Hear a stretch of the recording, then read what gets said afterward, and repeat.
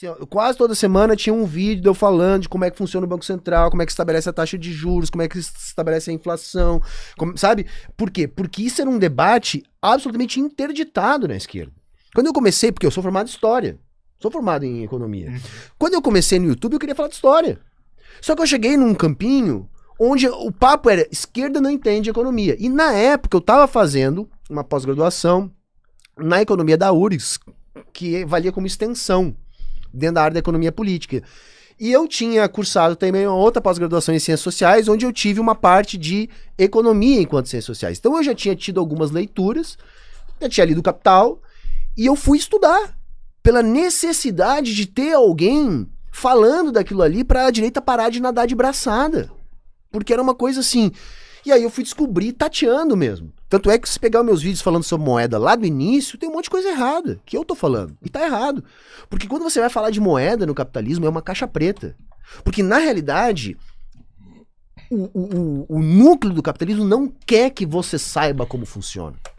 Ele não quer que você saiba que, na verdade, hoje a gente vive num mundo de moeda de puro crédito, que se você tem uma moeda soberana, você tem um poder extraordinário. Por exemplo, a China. Todo mundo fala no que a China tá fazendo. Caramba, a China roda déficit fiscal faz 30 anos. E não quebrou. Não quebrou. E nem perto disso, ao contrário, ela fez um grande salto de desenvolvimento. O que a China quebrou? A China quebrou a narrativa da economia ortodoxa. Foi isso que a China quebrou, ela explodiu. Por que os liberais estão dizendo que a China vai quebrar todo ano nos últimos 10 anos?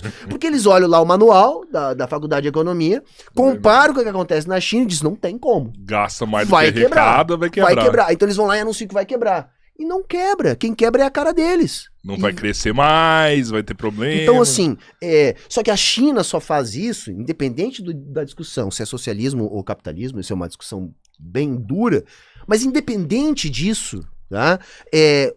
O que a China está fazendo só é possível porque lá atrás teve uma revolução que destravou uma amarra política para fazer isso.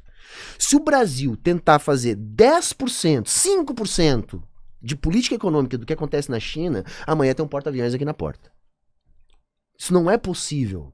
Isso não está facultado pra gente, a não ser que haja um enfrentamento político para isso, a não ser que mude a postura política para isso, a não ser que o povo atue ativamente na construção da política que se quer.